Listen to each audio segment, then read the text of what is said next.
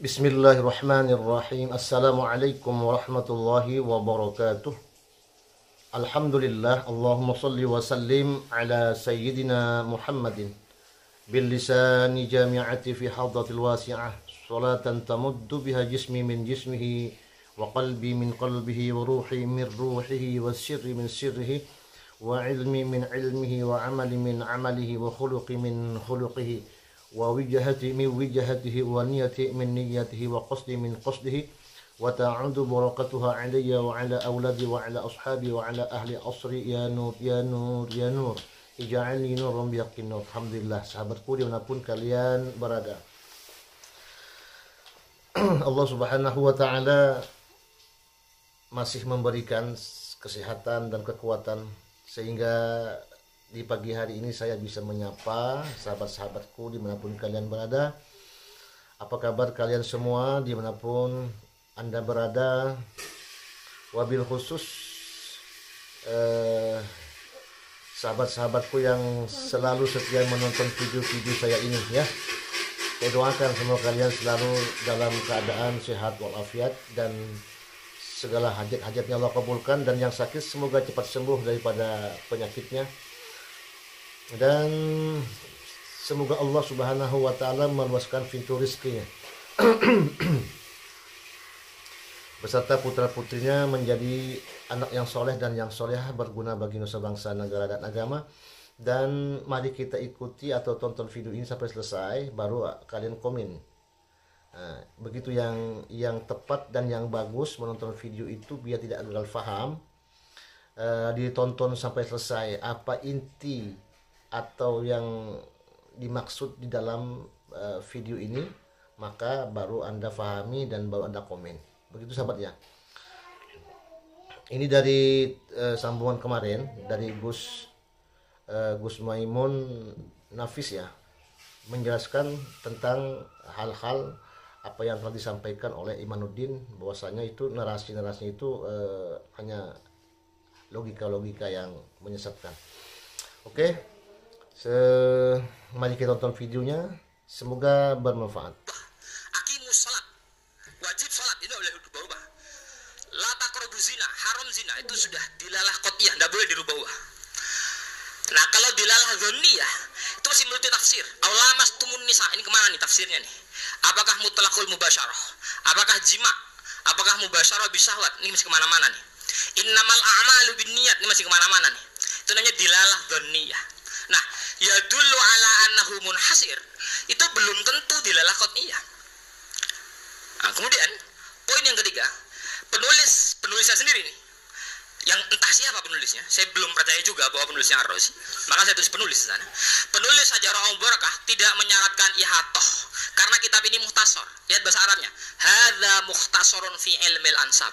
Apa yang kita harapkan dari mukhtasar? Qaidah ditulis dalam kitab mukhtasar, mau ihatoh bagaimana? Baca Fathul Qorib. Di Fathul Qorib kullu ma jaza bai'uhu jaza rahnuhu. Mustasnayatnya banyak sekali. Apa yang mau kita ambil dari mukhtasar? Bayangkan Imaduddin membangun qat'iyatud dilalah dari kitab yang tidak valid, yang sifatnya mukhtasar, pakai qaidah aghlabiyah. Kita uji. Akurasinya sekarang kita uji. Benarkah jumlah ismiyah selalu hasar? Ternyata kalau diuji sampel secara acak, ini ujian juga dari Gus Rumel di Sajarah Mubarakah, putra Sa'roni bin Ali Al-Uraidi, ditulis anaknya ada 3 jumlah ismiyah atau susunannya. Tapi di kitab sebelumnya di Tahdzibul Ansab anaknya ada 4. Kalau memang 3 hasar, berarti dia membuang yang sudah ditetapkan di zaman dulu 4. Oh, hasarnya bahkan menghilangkan anak. Yang dulu juga menyebutkan ada 8, 3 itu menghilangkan 5. Jadi di Al-Majdi menyebut anaknya ada 8, di Tahdzibul Ansab menyebut anaknya ada 4. Kemudian di Ubaidillah bin Ahmad, anaknya yang barusan itu, di Sajarah Mubarakah disebutkan Ubaidillah hanya punya 1 anak. Di Al-Majdi kitab yang lebih tua disebutkan 2 anak. Jadi di kitab yang lebih tua 2, di bawahnya 1. Dia mengurangi 1. Nah, awalnya Imaduddin bilang jangan-jangan begitu nyampe Sajarah Mubarakah memang keturunannya tidak ada, jadi tinggal 1. Loh, masalahnya di Al-Fahri 2 lagi. Kita kitab setelahnya 612 dua lagi. Jadi awalnya dua, dia nulis satu, di Al-Fahri jadi dua lagi. Jumlah ismiyah semua. Ini gimana? Hasarnya di mana? Kemudian sampel nomor 3, di Sajarah Al-Mubarakah ditulis anaknya Muhammad Al-Akbar bin Ali Al-Uraidi, anaknya ada 7 katanya. Di tahun 606 beliau bilang anaknya ada 7. Tahdzibul Ansab yang wafat tahun 435 anaknya ada 6. Tapi di Al-Majdi tahun 490 Hijriah anaknya 9. Jadi 7 sudah buang 2. Hasilnya tidak valid. Turun ke era setelahnya, kalau kita bandingkan masih orang yang sama, ini sampel keempat. Sajarah Al-Mubarakah, anak yang direportase bilang 7, Muhammad Al-Akbar masih sama. Di Al-Fahri tinggal 5. Berarti Al-Fahri mengurangi Sajarah Al-Mubarakah, Sajarah Al-Mubarakah mengurangi kitab yang lain. Ini artinya kalau teori jumlah ismiyah itu dipakai, antara kitab nasab yang satu dengan kitab nasab yang lain akan saling membunuh itu. Karena semuanya kurang-kurang data semua. Maka kesimpulan pentingnya adalah setiap 100 nama yang direportase dalam Sajarah Al-Mubarakah ditemukan setidaknya 15 sampai 25 masalah akurasi saat dikonfrontasi dengan referensi yang lebih tua. Kalau pakai Z-score, kesalahan lebih dari 10% menunjukkan bahwa klaim finalitas jumlah ismiyah tidak bisa diterima. Jika teori jumlah ismiyah dalam Sajarah Al-Mubarakah tidak final sebagai nafi, lalu dari mana kesimpulan Imaduddin Qutbiyuddin itu muncul? Referensinya tidak masuk, semuanya tidak masuk. Kemudian itu tadi, bahwa kaidah itu tidak final. Tapi nanti bisa jadi celah. Meskipun kaidahnya tidak final, jangan-jangan masih relevan untuk Ubaidillah. Tidak. Kaidah itu tidak final dan tidak relevan untuk Ubaidillah. Kenapa? Karena fakta para ulama. Saya sengaja nulis ini. Yang diambil adalah Al-Muqibun. Kalau dilihat ibarat yang di bawah, kitab yang sama persis dari kaidahnya yang ditulis oleh Imaduddin. Jadi di juz pertama halaman awal kaidahnya dikutip sama Imaduddin. Cuma karena dia tidak hatam atau bagaimana saya tidak paham. Di juz 2 orang yang menulis kaidah itu menetapkan nasab sadah Ba'alawi. Aqobus sadah al-Ba'alawi amma Abu Alawi Ubaidillah bin Ahmad al-Muhajir an-Nafat ibn Isa an-Naqib fawulida bil Basrah. Yang menulis kaidahnya, ini yang nulis, yang diambil kaidahnya oleh Imaduddin menetapkan sadah Ba'alawi. Ini kan menjadi sebuah kekonyolan ketika seorang pembaca lebih tahu dari yang nulis kaidah. Yang nulis kaidah tidak menerapkan kaidah itu pada Ubaidillah bin Ahmad. Ini orang yang sama yang mentahqiq Sajarah Al-Mubarakah. Dia juga tetap menetapkan sadah Ba'alawi, tapi Imaduddinnya masih berdiri sendiri saja dia. Makanya betul sekali kalau disebut kesesatan logika. Kemudian Mahdi Rajai juga yang bilang Ubaidillah jauh dari tempat kodifikasi nasab. Fi khususi, kata Mahdi Rajai yang kaidahnya dikutip oleh Imaduddin, fi khususi halati Abdillah au Ubaidillah kana minal wadih.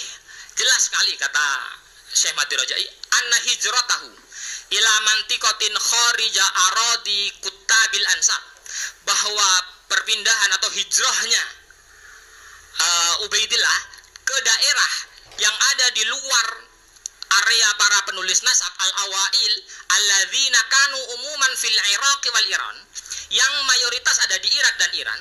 Hijrah itu tadi tasabbab, yang menjadi sebab fi adami wusuli ismihi ila kuttabil ansab. Itulah yang membuat nama beliau tidak tercantum.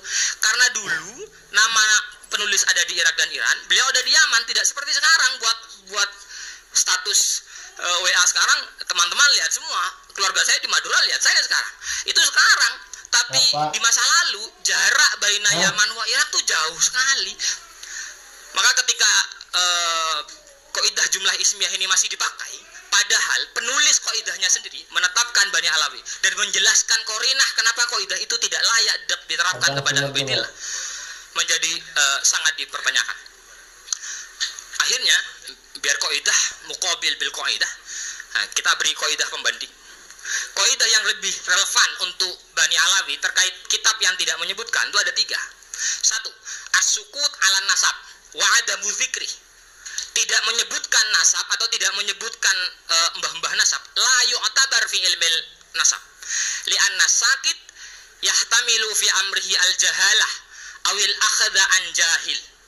Karena yang tidak menyebut mungkin saja tidak tahu, atau dia mengutip dari orang yang tidak tahu, awil ittisar, atau mungkin saja dia hanya meringkas. Ini kaidah pembandingnya, dan ini lebih relevan kepada Bani Alawi jika dikaitkan dengan Sajarah al-Mubarakah. Kaidah yang kedua, zikrul adat la yanfi az-zaid. Penyebutan angka itu tidak menafikan selebihnya, dan itu diterima dalam banyak fan. Dalam ilmu hadis umpama, Nabi menyebutkan dalam satu riwayat fadilahnya jamaah 25, yang riwayat yang lain 27. Apakah karena ada 25 lalu 27 ditolak? Ya tidak.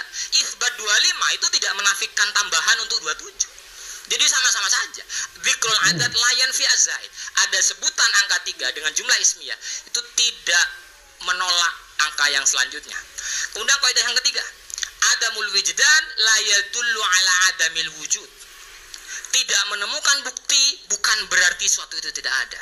Ketika Sajarah Mubarakah tidak menemukan buktinya, bukan kemudian Ubaidillah itu tidak ada.